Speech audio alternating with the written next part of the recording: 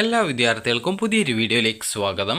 ഈ വർഷത്തെ Calicut university FYUGP കോഴ്സുകളിലേക്കുള്ള അതായത് 4 ഇയർ അണ്ടർ ഗ്രാജുവേറ്റ് പ്രോഗ്രാമിലേക്കുള്ള അപേക്ഷ സമർപ്പിക്കുന്നതിനുള്ള അവസാന അവസരം നാളെ അവസാനിക്കും. അതായത് ജൂൺ 9-ാം തീയതി അവസാനിക്കുന്നതാണ്.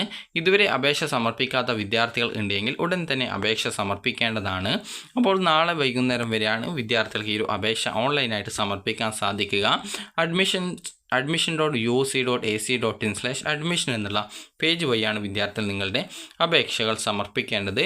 അപ്പോൾ വിദ്യാർത്ഥികൾ ഇതുവരെ അപേക്ഷ സമർപ്പിച്ചിട്ടില്ലെങ്കിൽ ഉടൻ തന്നെ അപേക്ഷ സമർപ്പിക്കുക.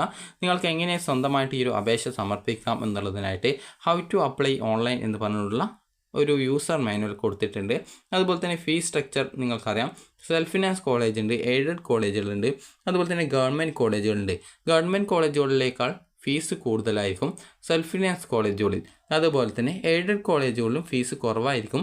എന്നാൽ നിങ്ങൾ ശ്രദ്ധിക്കേണ്ടത് സെൽഫ് ഫിനാൻസ് കോളേജിൽ ഫീസ് വളരെയധികം കൂടുതലായിരിക്കും. ആ ഒരു കാര്യം നിങ്ങൾ ശ്രദ്ധിക്കുക. അതുപോലെ തന്നെ എയ്ഡഡ് കോളേജുകൾ നോക്കുന്ന സമയത്ത് വിദ്യാർത്ഥികൾക്ക് ഗവൺമെൻറ് കോളേജിലെ ഫീസ് പോലെ തന്നെയായിരിക്കും എയ്ഡഡ് കോളേജിൽ ഉണ്ടാവുക. എന്നാൽ എയ്ഡഡ് കോളേജിൽ സെൽഫ് ഫിനാൻസ് കോഴ്സുകളുണ്ട്. അതായത് ചില കോഴ്സുകൾക്ക് SF എന്ന് പറഞ്ഞുകൊണ്ട് ബ്രാക്കറ്റിൽ കൊടുത്തിട്ടുണ്ടാവും. അപ്പോൾ അങ്ങനെയുള്ള കോഴ്സുകൾ സെൽഫ് ഫിനാൻസ് കോഴ്സുകളാണ്. അപ്പോൾ അങ്ങനെയുള്ള കോഴ്സുകൾക്ക് ഫീസ് വളരെയധികം കൂടുതലായിരിക്കും.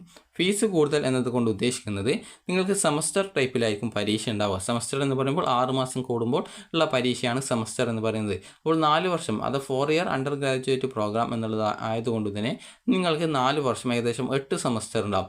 ഈ ഒരു സെൽഫ് ഫിനാൻസ് കോഴ്സുകളാണെങ്കിലും സെൽഫ് ഫിനാൻസ് കോളേജുകളിലെ കോഴ്സുകളാണെങ്കിലും നിങ്ങൾക്ക് ഏകദേശം ഇപ്പോൾ BCA ഒക്കെയാണ് നിങ്ങൾക്ക് കിട്ടുന്നതെങ്കിൽ ഏകദേശം ഒരു 25,000 തൊട്ട് 30,000 രൂപ അടുത്ത് വരെ നിങ്ങൾക്ക് സെൽഫ് ഫിനാൻസ് കോളേജുകളിൽ ഫീസ് ഉണ്ടാവാനുള്ള സാധ്യതയുണ്ട്. അപ്പോൾ അത് നിങ്ങൾക്ക് കൃത്യമായിട്ട് മനസ്സിലാക്കുന്നതിനായിട്ട് നിങ്ങൾ ഫീസ് സ്ട്രക്ചർ ഒന്ന് ഡൗൺലോഡ് ചെയ്ത് നോക്കിയാൽ മതി.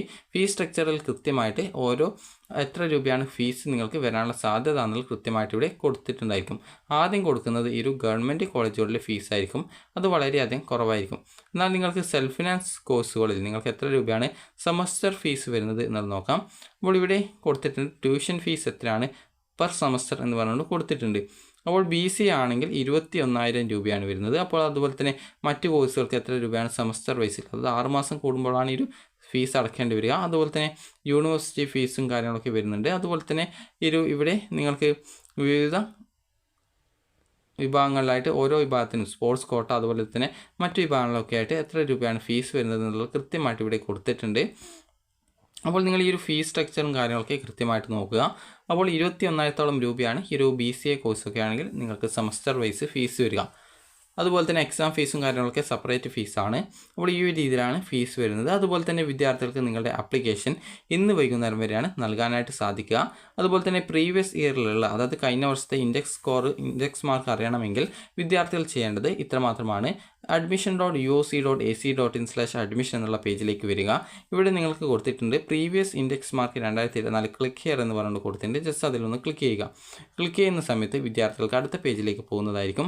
അവിടെ നിങ്ങൾക്ക് കാണാൻ പറ്റുന്നതാണ്. അതായത് ഇവിടെ നിങ്ങൾക്ക് കാണാം, ഇവിടെ സെലക്ട് കോഴ്സ് എന്ന് കൊടുത്തിട്ടുണ്ട്. അപ്പോൾ ഇവിടെ നിങ്ങൾ സെലക്ട് ചെയ്യേണ്ടത് 4 ഇയർ അണ്ടർ ഗ്രാജുവേറ്റ് എന്നുള്ളതാണ് സെലക്ട് ചെയ്യേണ്ടത്. സെലക്ട് പ്രോഗ്രാം എന്നുള്ളത് കൊടുത്തിട്ടുണ്ട്. അപ്പോൾ നിങ്ങൾക്ക് ഏത് കോഴ്സിൻ്റെ ഈ ഒരു ലാസ്റ്റ് ഇൻഡെക്സ് മാർക്കാണ് അറിയേണ്ടത്, അതനുസരിച്ച് നിങ്ങൾ ആ ഒരു കോഴ്സ് സെലക്ട് ചെയ്ത് കൊടുക്കുക. ഇപ്പോൾ എനിക്കിപ്പോൾ ഇതിൽ അറിയേണ്ട കോഴ്സ് എന്ന് പറയുന്നത്, ഞാൻ ജസ്റ്റ് ഇവിടെ വേറെ ഏതെങ്കിലും ഒരു കോഴ്സ് സെലക്ട് ചെയ്ത് കൊടുക്കാം. എക്കണോമിക്സ് ഓണേഴ്സ് സെലക്ട് ചെയ്ത് കൊടുക്കുന്നു. അതിനുശേഷം സെലക്ട് ഡിസ്ട്രിക്ട്, ഏത് ജില്ലയിലേതാണ് എന്ന് നോക്കുന്നു. ഞാനിപ്പോൾ എല്ലാ ജില്ലയിലെയും സെലക്ട് ചെയ്ത് കൊടുക്കുന്നു. അപ്പോൾ ഞാൻ സെർച്ചിൽ കൊടുക്കുന്നു.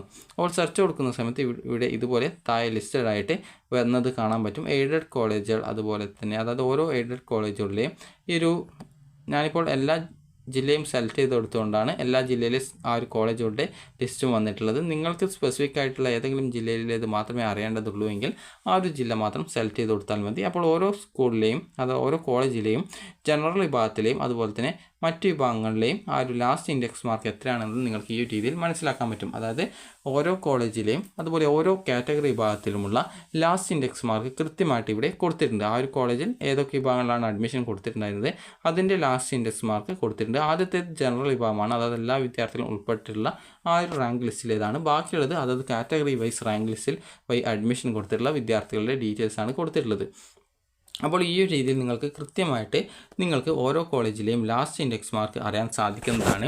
അപ്പോൾ കാലിക്കറ്റ് യൂണിവേഴ്സിറ്റി ഡിഗ്രി കോഴ്സുകളിലേക്കുള്ള അപേക്ഷ ഇതുവരെ സമർപ്പിക്കാത്ത വിദ്യാർത്ഥികൾ ഉണ്ടെങ്കിൽ ഉടൻ തന്നെ അപേക്ഷ സമർപ്പിക്കുക. ട്രയൽ അലോട്ട്മെൻറ്റ് വന്ന ശേഷം വിദ്യാർത്ഥികൾക്ക് അപേക്ഷയിൽ വേണ്ട എഡിറ്റുകളും കാര്യങ്ങളൊക്കെ ചെയ്യാനായിട്ട് അവസരം നൽകുന്നതായിരിക്കും. അപ്പോൾ വിദ്യാർത്ഥികൾക്ക് ഈ ഒരു വീഡിയോ ഉപകാരപ്രദമായിട്ടുണ്ടെങ്കിൽ ലൈക്ക് ചെയ്യുക, ഷെയർ ചെയ്യുക. Thank you for watching.